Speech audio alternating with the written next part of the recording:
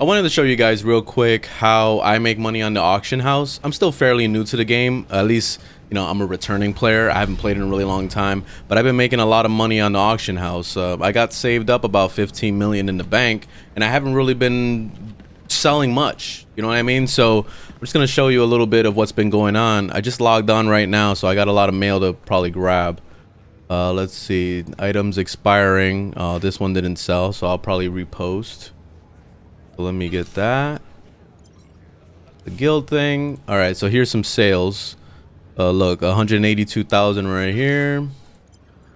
56,000 for this. 521,000, and then 470,000. So I made roughly about 1.29 million, something like that. I had about 70,000 already in my pocket at the time, so yeah, it's not exactly 1.3 million, but still, I mean, that's pretty good for logging off and, you know, just letting it kind of do its thing overnight. So the main way I've been making a lot of money just from chilling, whatever, just casually playing the game, is through materials. So easiest way to do it is just to send your people out on missions. Right now I'm using scavenging and this underworld trading.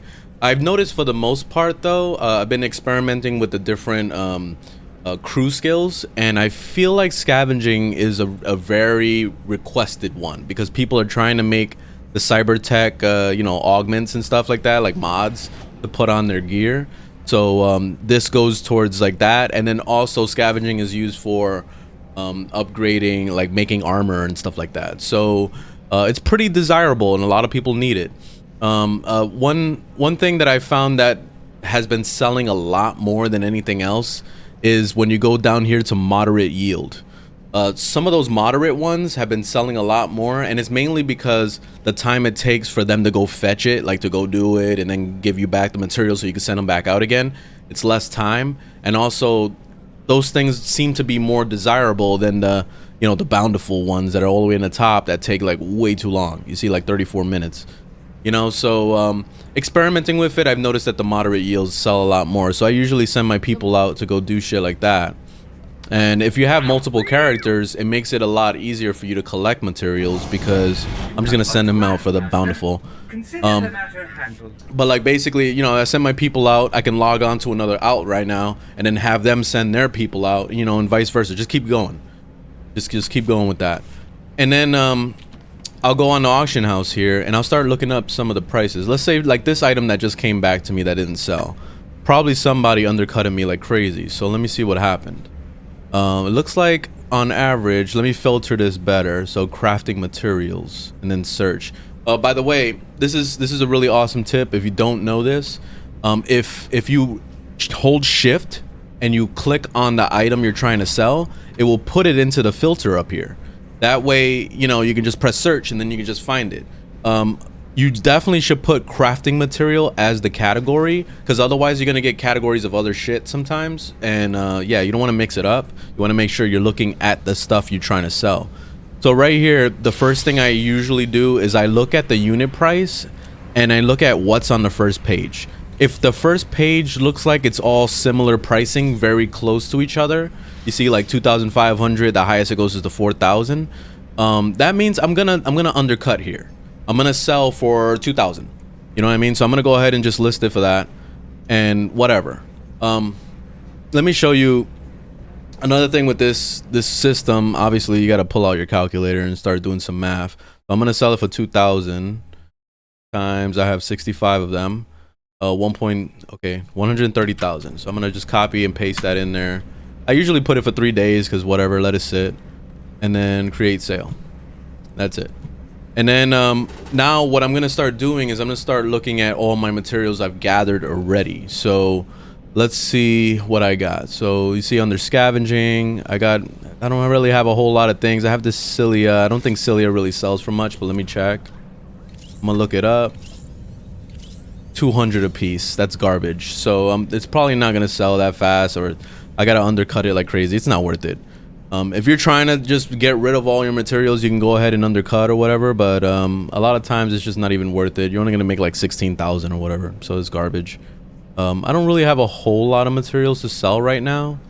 Let me see how much this artifact is worth. Let me look at what else we have here too. So all this stuff that I have big stacks of, I'm gonna see how much they're worth. So let's check this purple one first. Going for 12,000 a piece. All right, and it looks like the price doesn't scale up too crazy.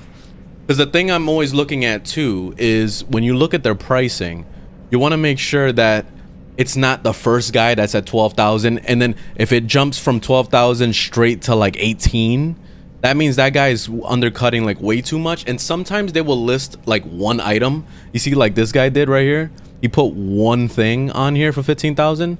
It doesn't seem like it matters, but usually in the case of this, they put one item so that they can check the market. Because when somebody buys it out, they're probably gonna undercut whoever the hell undercutted them. Because basically their tactic is, I'm gonna go ahead, buy the item out to relist it for the price I want, and then that person is gonna take advantage of that situation. So that's usually how it works in the market. People put it up as like bait and shit. So you gotta keep an eye on some of these things. So like in this case, there's 12,000 several times, then it goes to 15 for a while, and then it's over here like this.